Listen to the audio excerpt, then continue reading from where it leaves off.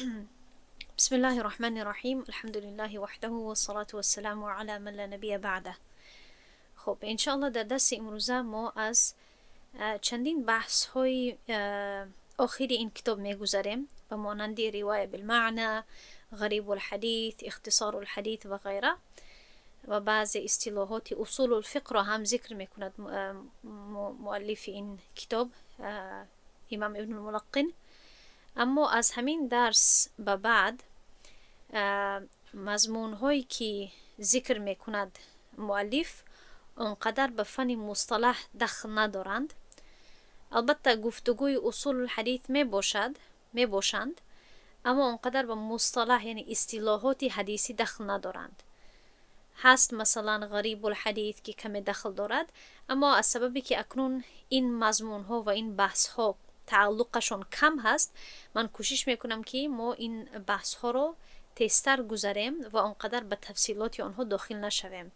با جای آن که من تمام تفصیلات رو برای شما بیان کنم و در آخر خلاصه رو بگویم، همین خیلی برای شما خلاصه اکثری این بحث ها رو پیش میکنم انشاءالله. و چیزهایی که تماما تعلق ندارند به اصول الحدیث، به مصطلح الحدیث، من آنها رو زیاد فشار نمیدهم، به آنها زیاد داخل نمیشویم، به مانند اصطلاحات اصول الفقه که در درس امروزه ذکر میشوند. ما در اینجا هستیم، در اینجا رسیدیم. از درس قبلی کوشش میکنیم که در همین 3 روز آخر، یعنی امروز، فردا و پس از فردا، کوشش کنیم که در این 3 درس آخر درس ها رو به پایان رسانیم باذن الله. خب در اینجا رسیده بودیم و صفت روایتی و ادائیها. یعنی من گفتنی نیستم که از این نقطه به بعد تفصیلات نیست، تفصیلات هست، اما تفصیلاتی هست که به زیر فن مصطلح الحدیث دخل ندارد، چون که اصول الحدیث که می باشد یا فن علوم الحدیث که می باشد، علم های حدیث، علم های اصول الحدیث چندین تا شاخه دارد، چندین تا بخش دارد. مثلا مصطلح الحدیث هست، تخریج الحدیث هست، علل الحدیث هست، شرح الحدیث هست، مثلا خیلی زیاد هست. علومی هست که به متن داخل دارد، علومی هست که به سند داخل دارد، خیلی زیاد می شود بحثایش. اما اولین فنی که یعنی یک آموزگار، یک شاگرد، یک طالب علمی حدیث باید آگاه شود از آن و خوب آنها این فن رو درک کند، این فنی مصطلح الحدیث می باشد. عموما شاگردان از مصطلح الحدیث آغاز میکنن، کتاب ها با مانند بایقونیه یا التذکرة یا تیسیر مصطلح الحدیث رو میخوانند و بعد از این آهسته آهسته به دیگر بحث ها داخل میشوند و پس از این فنی تخریج الحدیث می باشد. به هر حال اکنون مؤلف اشاره میکند به صفت روایت و ادا کردن آن، یعنی که چندین صفت های هست یا طرز های یا طریقه های هست به خود روایت کردن و ادا کردن آن. روایت کردن و ادا کردن یک هست، شما باید آگاه باشید. کلمه ادا ما این رو گذاشتیم، این مقابلی تحمل می باشد. تحمل یعنی حدیث رو گرفتن و ادا کردن یعنی حدیث رو روایت کردن، دادن به یک کسی بعدی، به شاگرد عموما گفته می شود. و یدخل و چی بحث ها ما تحت این عنوان داخل می شود یا ما تحت این بخش داخل می شود که بخشی صفت روایت، خود روایت کردن می باشد. در اینجا بحثی مثلا الروایه بالمعنی داخل می شود و داخل می شود در آن الروایه بالمعنی، روایت کردن با معنای حدیث یا روایت کردنی تنها معنای حدیث، نه اینکه لفظ به لفظ. و این چنین اختصار الحدیث یعنی مختصر کردن یا اختصار کردن حدیث. هر دوی این بحث ها ما تحت همین عنوان داخل می شوند. اما البته این تنها این دو بحث نمی باشد، زیادتر می باشد. زیادتر بحث های هست که تعلق دارند به صفت روایت کردن، به خود روایت کردن، بحث هایی که ما تحت روایت کردن حدیث داخل می شوند. اما در اینجا امام ابن الملقن تنها دو گفتگو را یا دو بحث را ذکر می کنند. با انشاءالله از 3 بخشی این بحث می گذاریم. در اینجا نظر کنید بحث یکم تنها در همین یک صحیفه از خلاصه‌اش رو به شما پیش می کنم. این است روایت کردن از کتاب که آیا جایز هست یا نه. البته در درس‌های اولی ما علاقه ذکر کردگی هستیم که روایت کردن 2 نمود می باشد، 2 طریقه هست. یا حفظ وقتی که میکند، حفظ میتواند که ضبط الصدر باشد یا ضبط الکتاب.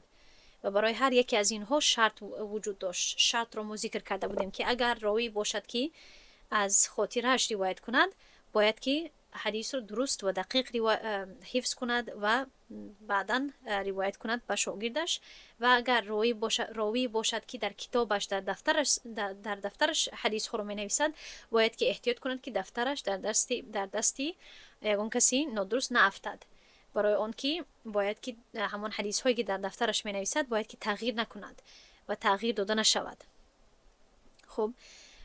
خب اکنون این بحثی که در این صحیفه هست به همان نقطه های اولی تعلق دارد.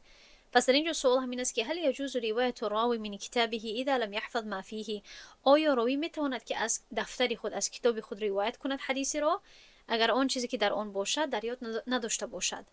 و در این البته سه قول هست. کسانی هست که میگفتند که جایز نیست، کسانی هستند که مطلقاً میگویند که جایز هست.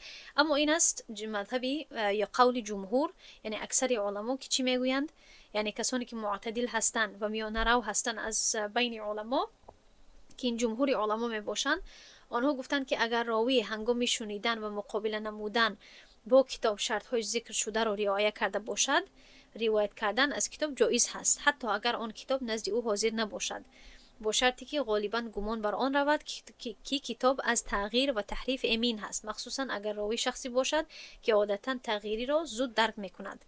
یعنی که همین شرط یک تا هست که باید که کتاب خود را محفوظ نگه دارد و تنها به کسانی با اعتماد بدهد. اگر کسی خواهد که کتابش را همچون امانت بگیرد، کتابش را استفاده کند، بخواند، از کتابش نسخه برداری کند، تمام این چیز جایز هست. تنها باید به همین کسانی که کتابش را امانت میدهد باید باوری داشته باشد. مقصد همین است که کتابش را باید محفوظ نگه داشته باشد و میتواند که از کتابش روایت کند و تنها اعتمادش و تمام تمام اعتمادش، تمام تکیهش به کتابچه‌اش باشد، به دفترش باشد. یعنی که روایت کردن از کتاب این جایز هست، حتی اگر راوی همان حدیث را از یاد نکرده باشد.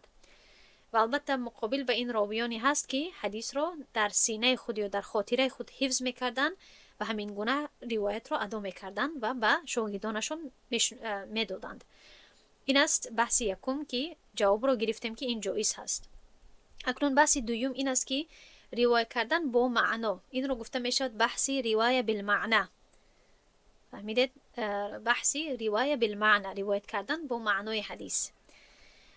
در اینجا سوال هست که آیا وقتی که پیامبر صلی الله علیه و سلم یک حدیث رو میگوید، آیا باید کلمه و کلمه، حرف و هر واوش باید درست و دقیق باید چی کرده شود، روایت کرده شود، اولا حفظ کرده شود، تحمل کرده شود و بعدا آنها باید دقیق کلمه به کلمه، لفظ به لفظ، یعنی نقطه به نقطه، حرکت به حرکت، تمامش رو باید همین گونه یک خیل یکسان باید روایت کنند؟ یا اینکه آیا صحابه، تابعین و علمایی که پس از آنها محدثین بودند آیا میتوانند که معنای همان حدیث رو پیش کنند، گرچند که یک دو سه کلمه اگر تغییر کند؟ در این هم کسانی بودند که یعنی روایت بالمعنی رو ناجایز میگفتند، کسانی بودند که مطلقاً یعنی که همین خیل میگفتند که بله جایز هست. اما این از جوابی مختصر و این از جوابی که بر این تمامی علما یا اکثر علمای یعنی از بین محدثین و فقها و اصول بر همین قول هستند، همین قول را میگیرند.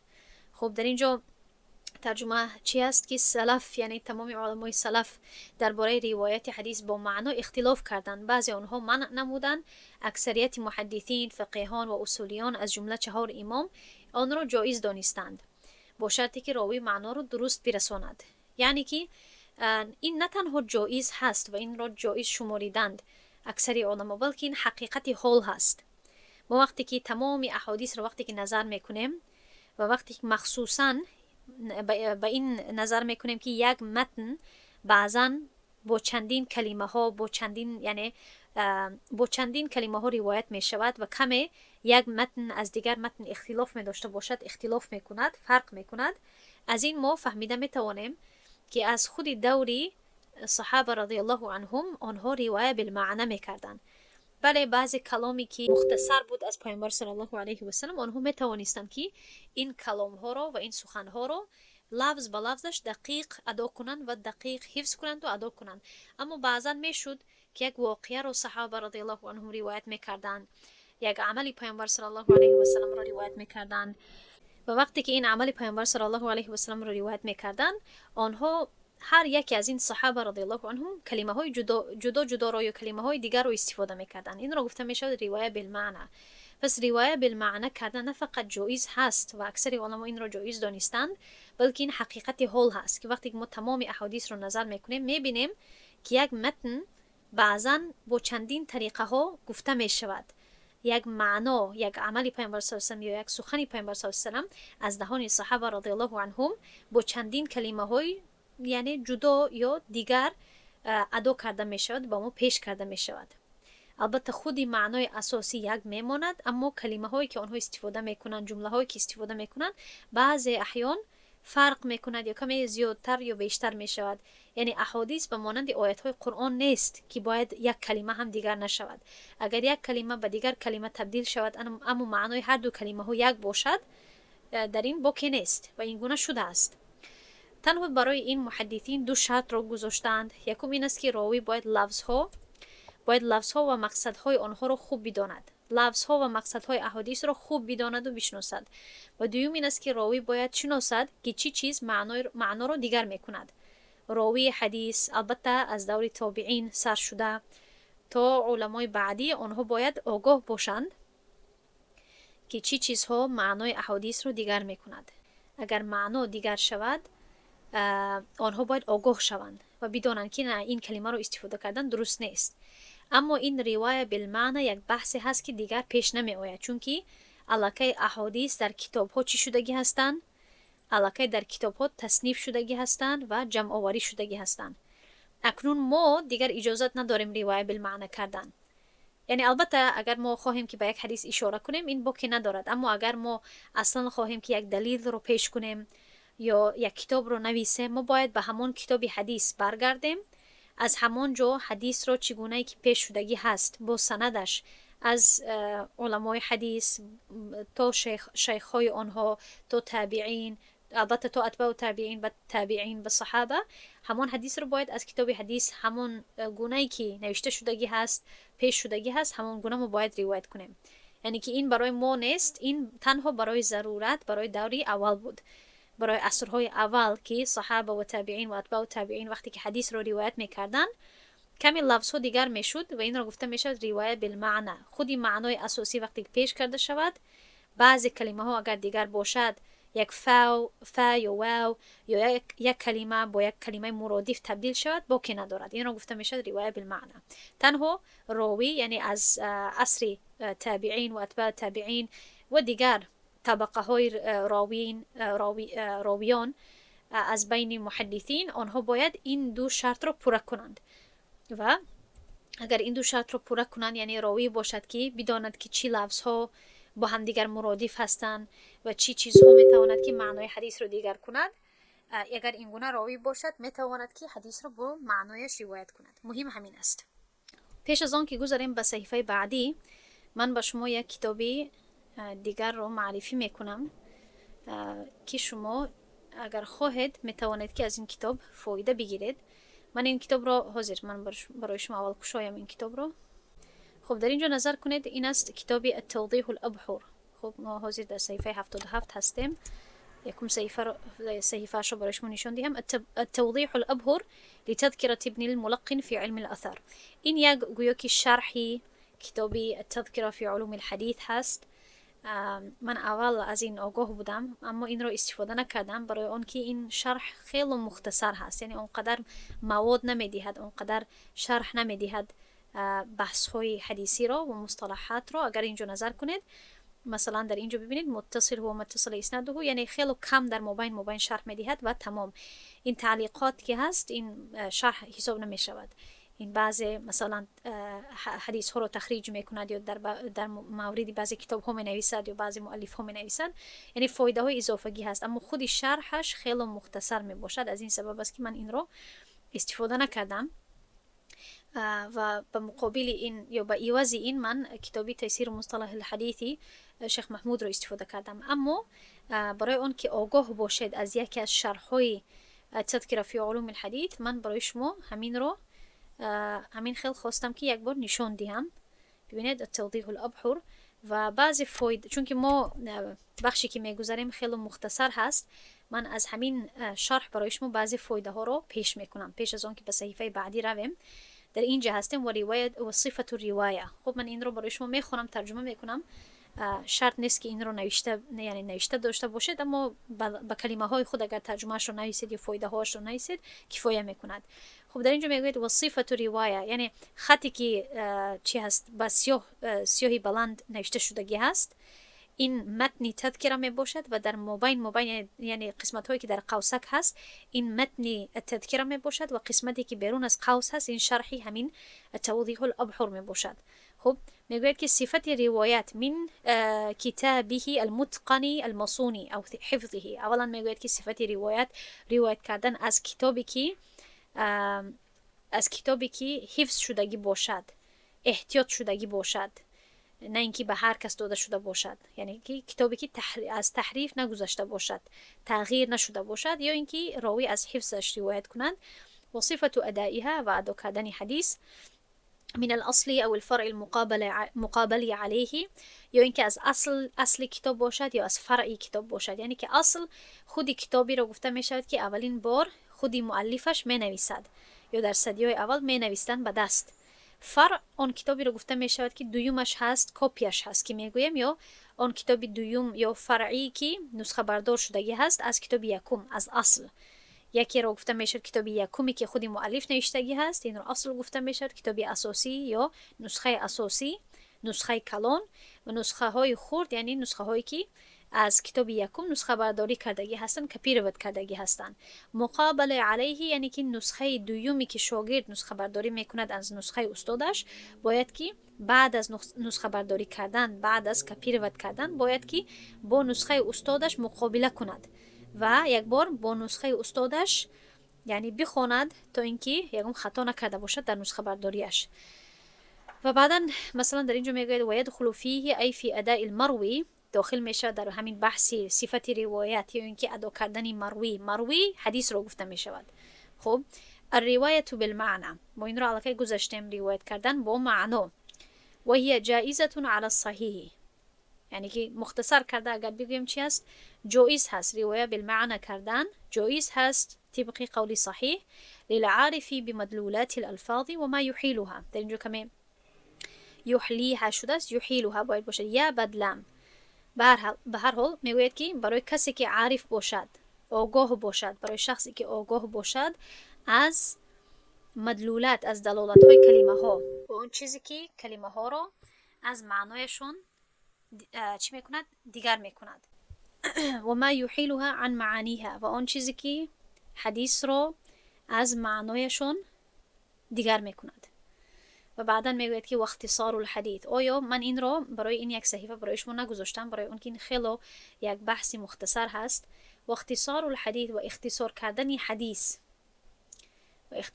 حدیث و تفریقته علی الابواب للعارف ایضا، یعنی ایضا میگوید این هم جایز هست، ما تحت این داخل میشود و هی جایزتون، یعنی که حدیث رو مختصر روایت کردن برای کسانی که در صدیهای اول آمدگی بودند و این حدیث رو شکستن و جدا کردن برای بین چندین ابواب، برای کسی که آگاه باشد، برای کسی که علم داشته باشد، عالم باشد، عارف باشد، برای این گونه شخص جایز هست. یعنی که چی معنا دارد؟ بعضا یک حدیث خیلی دراز می باشد و در درون یک حدیث چندین تا مضمون پیش می آید، چندین تا گفتگو پیش می آید. یعنی اولی حدیث درباره یک چیز می باشد، مابین حدیث یک چیز دیگر رو ذکر می کند، آخری حدیث یک چیز دیگر رو ذکر می کند. می تواند که ما تحت چندین ابواب فقهی یا ابواب حدیثی داخل شود. و بعضی محدثین در کتابونشون وقتی که ابوابهای فقهی رو می آوردن، مثلا کتاب الطهاره، کتاب التفسیر، مثلا کتاب الرؤیا، هر گونه ابواب رو وقتی که تقسیم میکردن در کتابشون، یک حدیثی که خیلی دراز هست یا اختصارش میکردن، مختصر میکردن، یا اینکه می شکستن یک حدیث رو، یعنی که از مابین حدیث کم میکردن، یا تنها یک مثلا 3 جمله اول حدیث رو ذکر میکردند. امام بخاری همین گونه میکنه در کتابش الصحیح. اگر حدیث در روزی بعد باشد، همون قسمتی که تعلق دارد به باب، یعنی متعلق هست یا اینکه تعلق دارد، مناسب هست با همون باب، با همون مضمون، همون قسمتی حدیث رو ذکر میکند. اینو گفتم میشود تفریق کردن یا تفرقه کردن حدیث، شکستن حدیث. تنها برای کسی که عارف است، کسی که عالم هست، با مانند امام بخاری و غیره که آنها در کتاب‌های خود این گونه میکردن. یعنی که خلاصه این قسمت چی شد؟ روایت بالمعنی، اختصار الحدیث، تفریق الحدیث، تمام اینها جایز هستند برای کسی که عارف باشد. و بعدا امام ابن الملقن میگوید که و آداب المحدثی باید باشد محدثی و هو الشیخ. و آداب محدث خودی استاد می باشد، شیخ می باشد. و این چونین و آداب طالب الحدیث، و آداب طالب حدیث، شاگرد حدیث. و من برای این صحیفه برای شما نگذاشتم، چون که این تنها در مورد آداب هست و ما کمی در مورد آداب در اول سال گذاشته بودیم. اما باز هم برای فایده من برای شما از اینجا میخوانم که در همین شرح چی نوشته شده است در مورد آداب. میگوید که و هما مشترکان فی الاخلاص والابتداء بالحمد والصلاة علی النبی صلی الله علیه و سلم. اولا یعنی آدابی که یک دو سه آدابی که هر دو، هم شاگرد و هم استاد در آن چی می باشند، شریک می باشند، آنها رو ذکر می کند. میگوید که هر دوی آنها شریک هستند در اخلاص داشتن، در آغاز کردن درس یا مجلس با حمد و صلات علی النبی. و بعدا ذکر می کند آدابی که مخصوص شیخ هست و آدابی که مخصوص شاگرد هست. اما خیلی کم ذکر می کند. بعضی کتاب های آداب طالب الحدیث خیلی زیاد آداب ها رو ذکر می کنند. اما باز هم گفتم که این شرح خیلی مختصر هست. میگوید و یمتاز الاول بالجلوس على طهارة كاملة مع التعطر بالبخور. یعنی که خودی بالاول در اینجا وضاحت داده شده است که شیخ، یعنی که شیخی که محدث هست چی آداب برای او مخصوص هست که باید با طهارت کامل بشیند، در مجلس عطر گذارد، استفاده از بخور.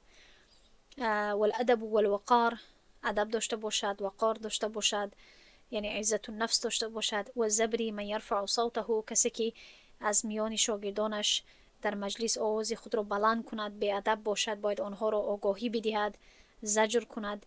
و الا يحدث بحضرة من هو اولى منه و امساکه اذا خشی اختلاله بحرم و نحوه. و اینش این است که حدیث بیان نکند در حضوری کسی که از او بهتر باشد یا بلندتر باشد.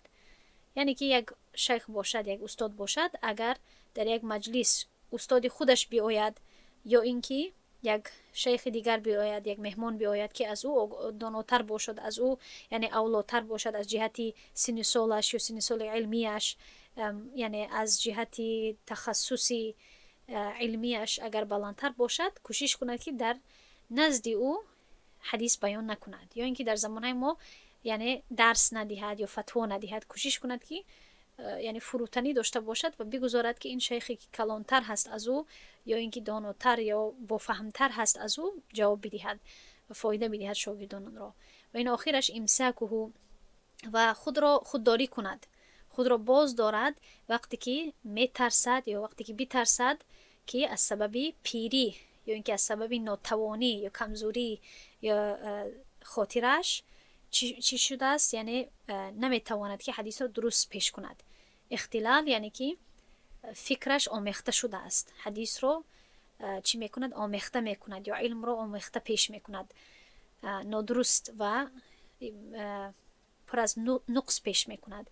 اگر این ترس رو داشته باشد باید خودداری کند از سبب پیری یا بیماری یا هر چیزی که باشد.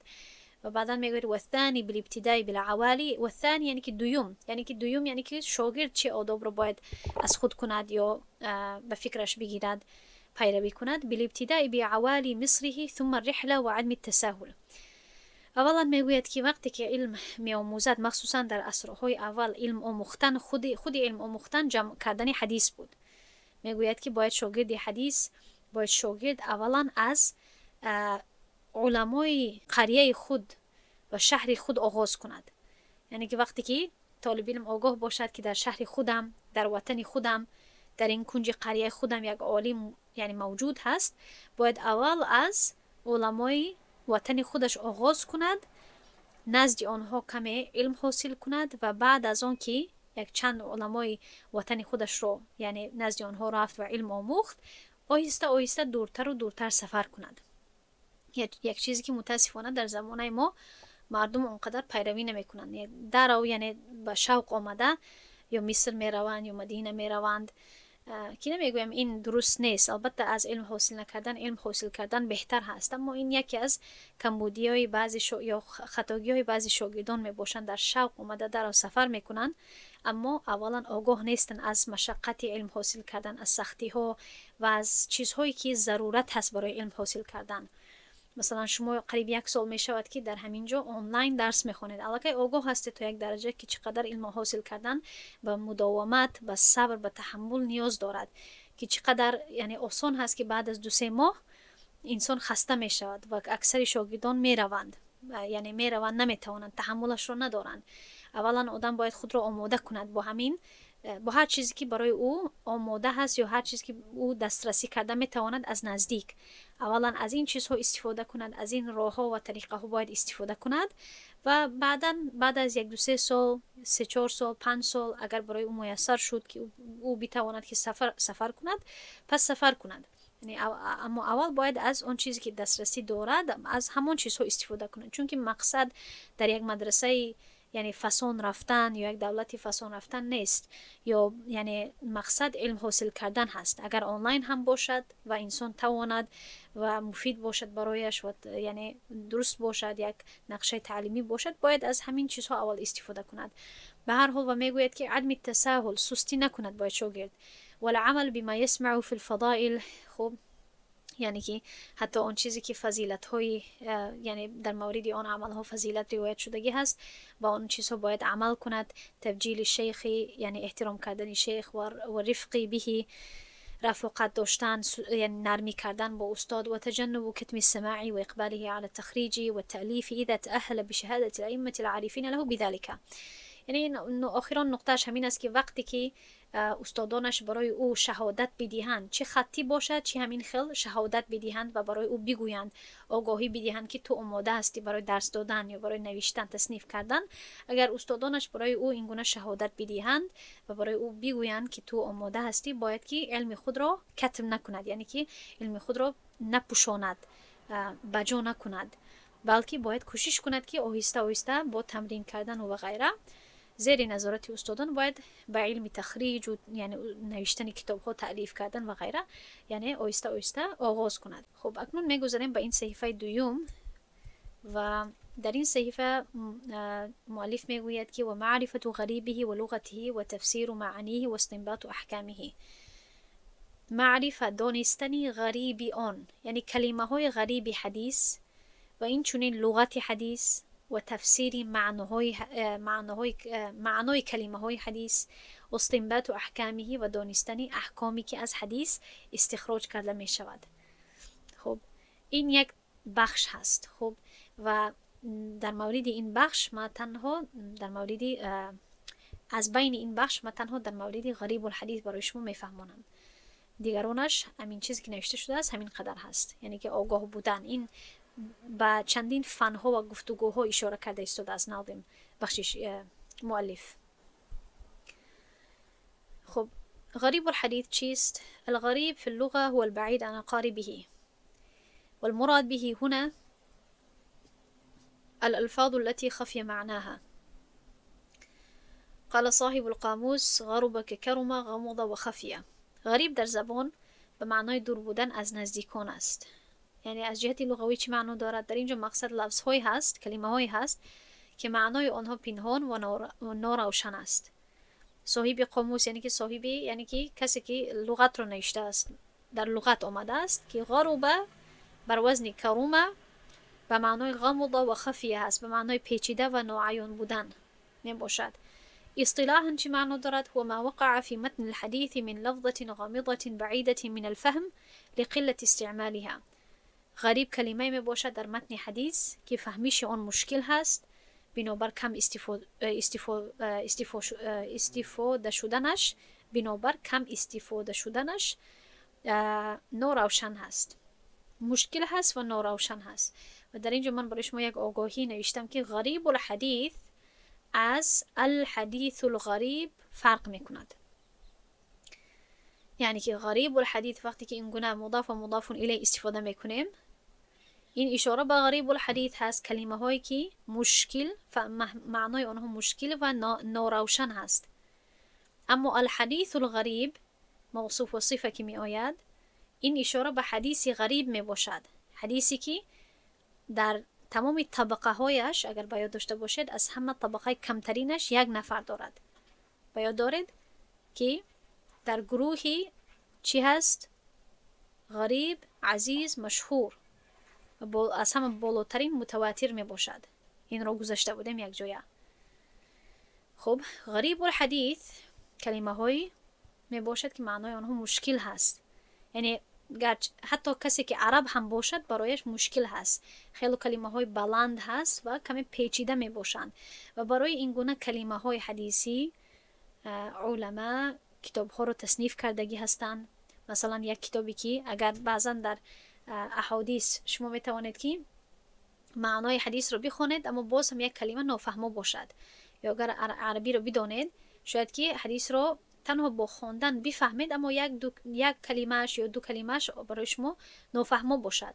یک کلمه باشد که عموما گفته نمیشود یا استفاده کرده نمیشود، یک کلمه بلند عربی هست.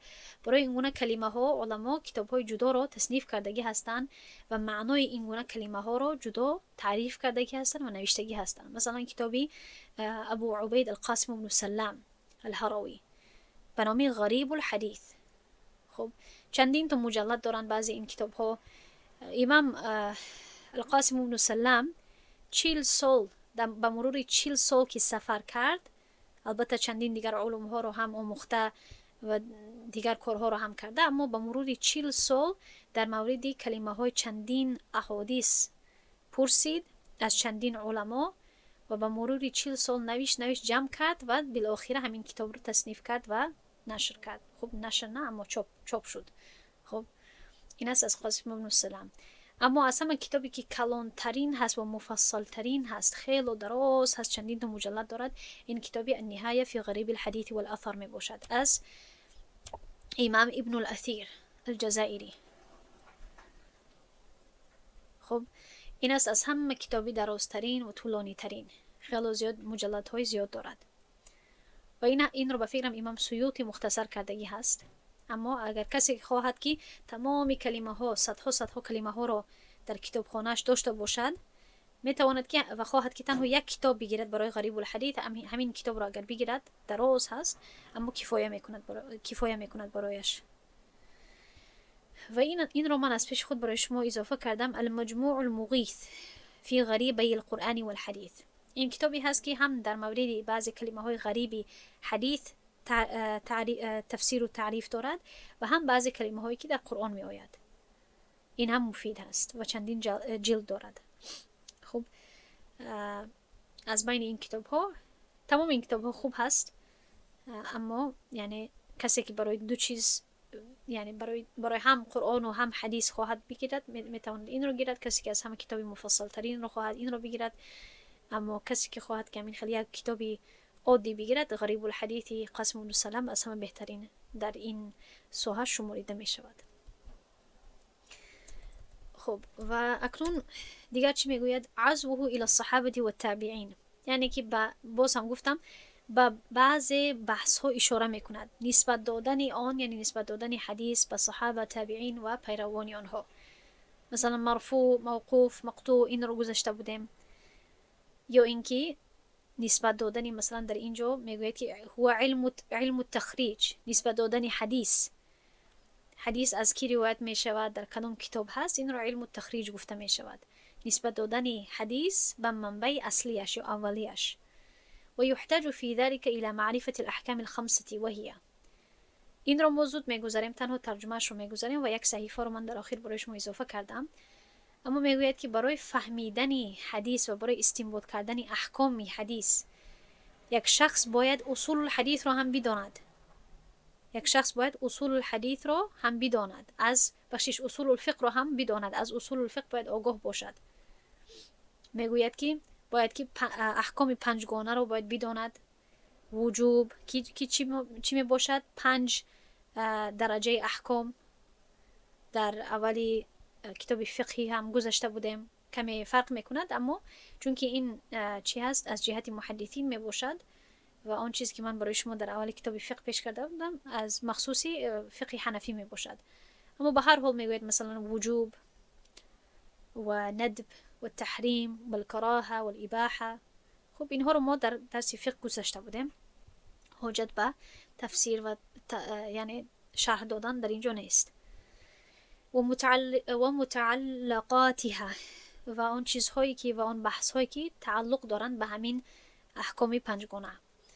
باز هم در اون تر می رود به اصول الفقه و بعض اصطلاحات فقهی رو در اینجا پیش می کند که در اصل این خوب نیست در کتاب مصطلح الحدیث اصولها یا مصطلحات فقهی رو آوردن.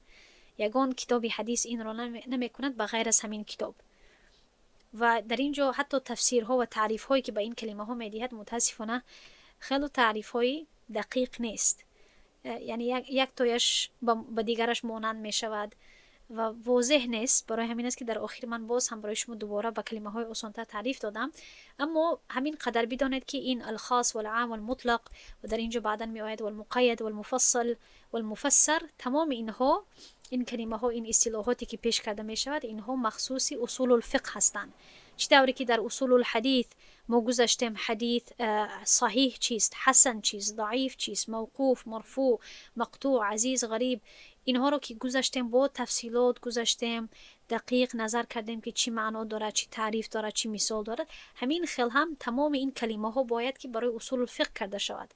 اما من برای شما هر یک از اینها رو نمیفهمونم، برای اون که ما در این کتاب اصول الفقه نمیآموزیم.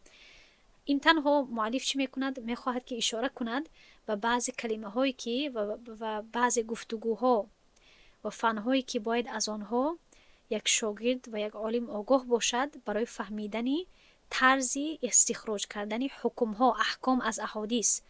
یعنی که برای بیرون کردن یک حکم از حدیث تنها ترجمه حدیث کفایه نمی کند، تنها فهمیدن مصطلح الحدیث کفایه نمی کند، بلکه انسان باید اصول الفقه را هم بداند. و همین چیز هست که ما از اولی سال و چندین علما برای یعنی مردم عام و برای شاگردان بار بار تاکید میکنند، مخصوصا شاگردان یا کسانی که زود یک حدیث را نظم میبینند که پیش کنند، ترجمه کنند و یک حکم استخراج کنند. برای فهمیدن حکم شرعی تنها ترجمه آیات های قرآنی، ترجمه احادیث کفایه نمیکند، تنها فهمیدن یک دو سه مصطلح حدیث کفایه نمیکند، بلکه باید عربی رو هم خوب بداند، مصطلح الحدیث رو هم بداند، اصول الفقه رو هم بداند و غیره و غیره. غریب الحدیث، غریب القرآن، تمام این گونه لفظ ها و این گونه اصطلاحات رو و نازکی ها رو باید با خبر باشد، باید بداند.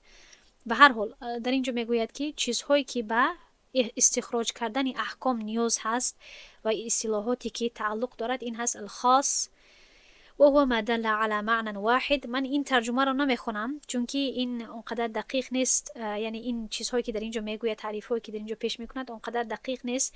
در صحیفه آخرون نظر میکنیم. والعام میگوید هو ما دل على شيئين من جهة واحد، والمطلق هو ما دل على معنى واحد مع عدم تعيين فيه ولا شرط.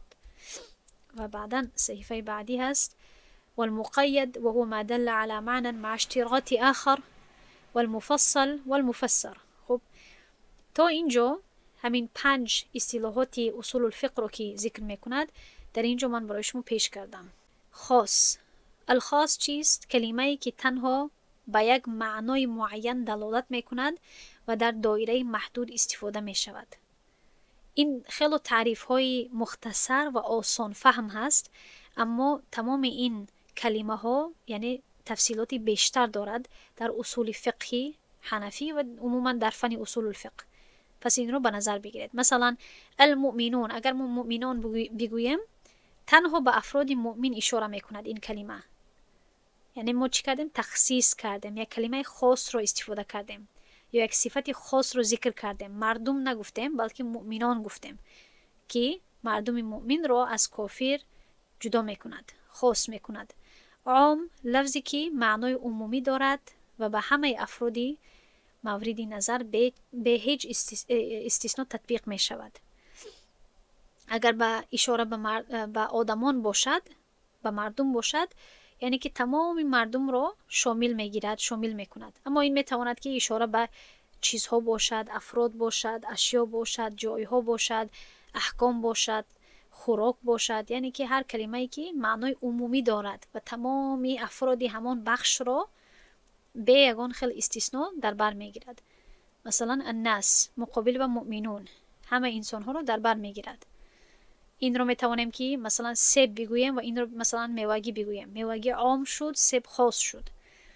مطلق لفظی که به معنای عمومی آمده است و به یگان قید یا محدودیت هست، مطلق هست. برای همین وقتی که در زبان تاجیکی هم گفته میشد علی الاطلاق یا مطلق هست یا در اینجا اطلاق هست، یعنی که معنای عمومی تر هست. در اینجا هیچ قیدی وجود ندارد، هیچ شرطی وجود ندارد. مثلا در آیه فتحریر و رقبه وقتی که می آید آزاد کردن یک گردن یا یک مثلا برده، در اینجا هر گونه برده می تواند باشد. وقتی که الله سبحانه و تعالی میگوید که کفاره شما تحریر و رقبه هست، هر گونه گردنی که باشد، هر شخصی که باشد شما آزاد کنید از بین، یعنی از بین غلامان شما میتواند که آنها را آزاد کنید. شرط نیست که باید غلامی مؤمن باشد. اما در بعضی آیات ها فتحریر و رقبه مؤمنه می آید که این چی شد؟ تقیید شد، مقید شد. لفظی که با یک صفت یا شرط محدود کرده شده است. مثلا آزاد کردن برده مؤمن، در اینجا برده محدود به مؤمن بودن شده است. مفصل متنی که علاقه بیان و توضیحات مفصل گرفته است و در آن هیچ اختلاف یا احتمام دیگر وجود ندارد. مفصل تفصیل دار و مفسر تفسیر شده، لفظی که تفسیر و توضیح داده شده است و هیچ گونه تأویل یا تفسیر دیگر در آن جایز نیست.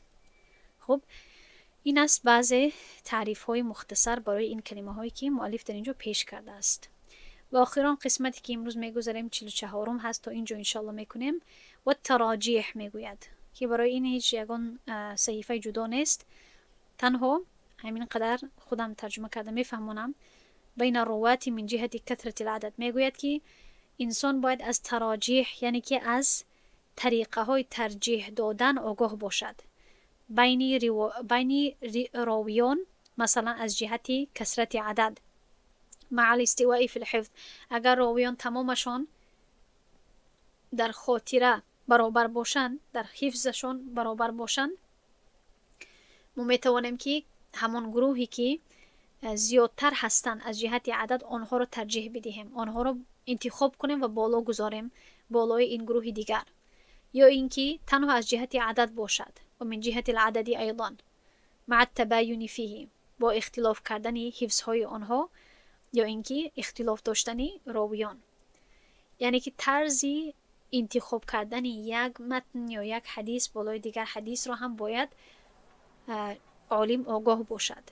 که من برای شما فهمانده بودم که برای ترجیح دادن، برای انتخاب کردن یک حدیث بالای دیگر حدیث، انسان باید تاریخ را بداند، قوتی سندی را هم بداند. چون که بعضی وقت ترجیح داده می شود وابسته یا بنابر به تاریخ که یک حدیث ناسخ می شود دیگرش منسوخ می شود، یا بعضا ترجیح داده می شود به یک حدیث از سبب قوتی سندیش، بعضا از سبب خاص و عام بودنش. یعنی در اینجا چندین تو سبب ها هست و بعضا ترجیح داده نمی شود بلکه هر دوی آنها را جمع کرده می شود، تطبیق گفته می شود. این اگر بالای هر دو حدیث در یک وقت عمل کردن اگر ممکن باشد در دو احیان، یعنی که از دو جهت، این جایز می گردد.